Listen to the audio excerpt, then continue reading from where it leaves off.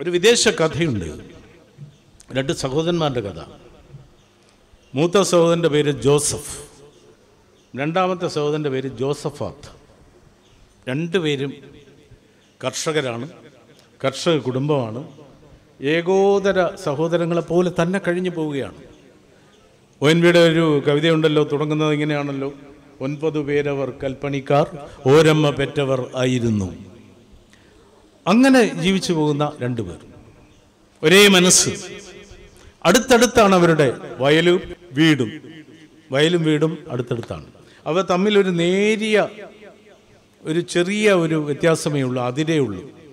അത്ര സ്നേഹത്തോടെ കുട്ടിക്കാലം മുതൽ ഒരുമിച്ച് അവർ ജീവിക്കുന്നു. അവർ ഒരേ മനസ്സുള്ള സഹോദരന്മാരാണ്. പക്ഷെ അവരുടെ ഭാര്യമാർ ഒരേ മനസ്സുള്ള സഹോദരിമാർ ആകണമെന്നില്ലല്ലോ. രാവിലെ ആകുമ്പോൾ ജോസഫാത്തും കൂടെ പാടത്ത് പോകും. ഒരു ദിവസം പാടത്ത് പോയിട്ട് തിരിച്ചു വരുമ്പോൾ ജോസഫാത്തിൻ്റെ ഭാര്യ ജോസഫാത്തിനോട് പറഞ്ഞു, ജോസഫിൻ്റെ ഭാര്യ ഇങ്ങനെ കാണിച്ചു, നമ്മുടെ കുട്ടിയോട് ഇങ്ങനെ കാണിച്ചു. അവനവിടെ TV കാണാൻ ചെന്നപ്പോൾ മെയിൻ സ്വിച്ച് ഓഫ് ചെയ്തു. നമ്മൾ അറിയില്ലെന്നാണ് വിചാരിച്ചു. അകത്ത് പോയി മെയിൻ സ്വിച്ച് ഓഫ് ചെയ്തു.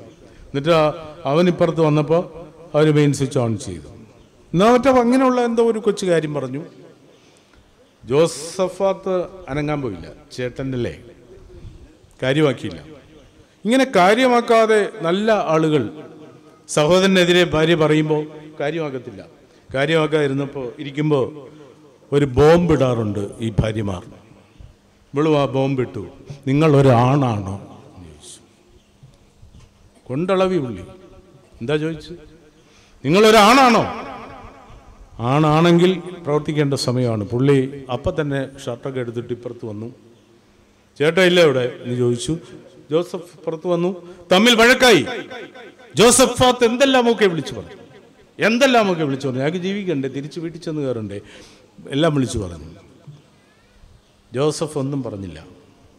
ജോസഫ് ഒന്നും പറയാമെന്ന് നിൽക്കുന്ന കണ്ടപ്പോൾ ജോസഫിൻ്റെ ഭാര്യ അതേ ബോംബിട്ടു. ഇത്രയും കേട്ടുകൊണ്ടിരിക്കുന്നത് വല്ലാത്ത തൊലിക്കെട്ടി തന്നെ. ഒരാണാണോ എന്ന് ഇവർ ചോദിച്ച ഉടനെ അയാൾ കൊണ്ടളവി. ഉഗ്ര സംഘടന നടന്നു. രാത്രി ജോസഫിന് ഉറങ്ങാൻ കഴിഞ്ഞില്ല. ബാല്യം മുതലുള്ള ഓർമ്മകൾ, ഒരുമിച്ചുള്ള ജീവിതം എത്ര സുന്ദരമായ, എത്ര സ്നേഹത്തോടെ കഴിഞ്ഞതാണ്.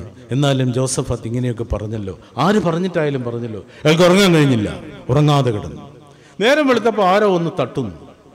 ചെല്ലുമ്പോൾ അപരിചിതനായ, ആ ദേശത്തിലല്ലാത്ത ഒരാൾ വന്നിരിക്കുന്നു. അയാൾ പറഞ്ഞു, സുഹൃത്തെ, എൻ്റെ പേര് ജോൺ എന്നാണ്. ഞാനൊരു പ്രത്യേക സാഹചര്യത്തിൽപ്പെട്ട് ഇവിടെ വന്നതാണ്. ഞാനൊരു കാർപ്പൻ്ററാണ്.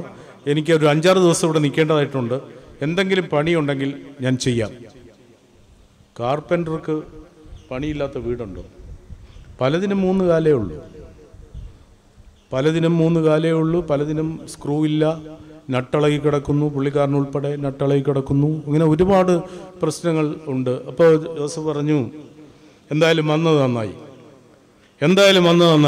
ജോൺ, ആ കിടക്കുന്ന മരക്കഷ്ണങ്ങൾ കണ്ടോ കൂട്ടിയിട്ടിരിക്കുന്ന, അതെടുത്ത് ഒരു വേലി കെട്ടണം. അവിടെ കുറുകെ ഒരു വേലി കെട്ടണം.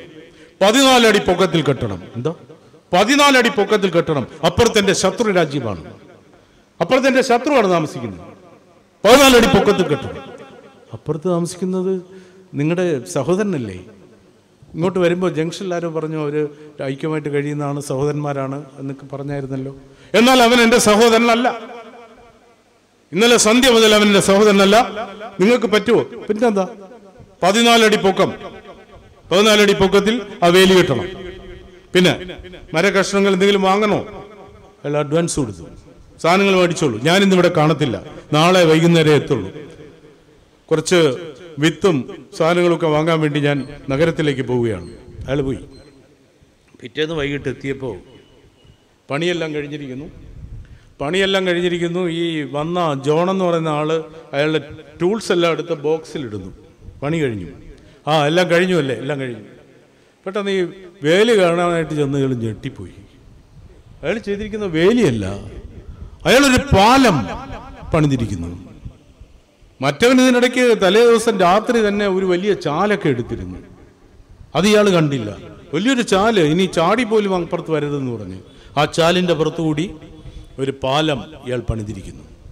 ഇയാൾക്ക് സംശയമായി, ഞാൻ വേലി കെട്ടാനല്ലേ പറഞ്ഞു, 14 അടി വേലി കെട്ടാനല്ലേ പറഞ്ഞത് പൊക്കത്തിൽ, അതോ ഇനി പാലം പണിയാൻ ഞാൻ പറഞ്ഞില്ലല്ലോ, ഈ വലിയ ചാല് ഞാൻ കണ്ടതുമല്ലല്ലോ എന്ന് വിചാരിച്ച് നിൽക്കുമ്പോഴുണ്ട് അപ്പുറത്ത് ആരോ പ്രത്യക്ഷപ്പെട്ടു പാലത്തിൻ്റെ അറ്റത്ത്. നോക്കുമ്പോൾ പരിചയമുള്ള ആളാണ്, ജോസഫാത്ത്. അവൻ ആ പാലത്തിൻ്റെ പടവുകൾ ചവിട്ടി ചവിട്ടി അടുത്തേക്ക് വരുന്നു. വഴക്കുണ്ടാക്കാൻ വരികയായിരിക്കും. വീണ്ടും അവൻ്റെ ഭാര്യ പറഞ്ഞ് ബോംബിട്ട് കാണും. ഇയാള് മുഷ്ടി ചുരുട്ടിക്കൊണ്ട് അങ്ങോട്ട് നടന്നു. അങ്ങോട്ട് നടക്കുമ്പോൾ അവൻ്റെ ശിരസ് കുനിഞ്ഞിരിക്കുന്നു, അവൻ്റെ മുഖത്ത് കുറ്റബോധം. പെട്ടെന്ന് അവൻ കാലിൽ വീണു. ചേട്ടാ, എനിക്ക് മാപ്പ് തരണം, ചേട്ടൻ ഇങ്ങോട്ട് വരാതിരിക്കാൻ ഞാൻ ഈ വലിയ കിടങ്ങല്ലേ പണിഞ്ഞത്, ഈ രാത്രി മുഴുവൻ ഞാൻ ഉറങ്ങാതെ ഈ കിടങ്ങ് പണിഞ്ഞു, ചേട്ടൻ വരാതിരിക്കാൻ അവൾ പറഞ്ഞിട്ടാണ്. പക്ഷെ ചേട്ടൻ അടുത്ത ദിവസം ഒരു പാലം പണിഞ്ഞിരിക്കുന്നു, എന്നെ ചേട്ടൻ ഉപേക്ഷിക്കാൻ കഴിയില്ല എന്ന് എനിക്ക് മനസ്സിലായി. ഞാനാണ് തെറ്റുകാരൻ. ഇത് സ്നേഹത്തിൻ്റെ പാലം, നമ്മൾ തമ്മിലുള്ള രക്തബന്ധത്തിൻ്റെ പാലം ചേട്ടൻ പണിഞ്ഞ് എന്നെ പഠിപ്പിച്ചിരിക്കുന്നു.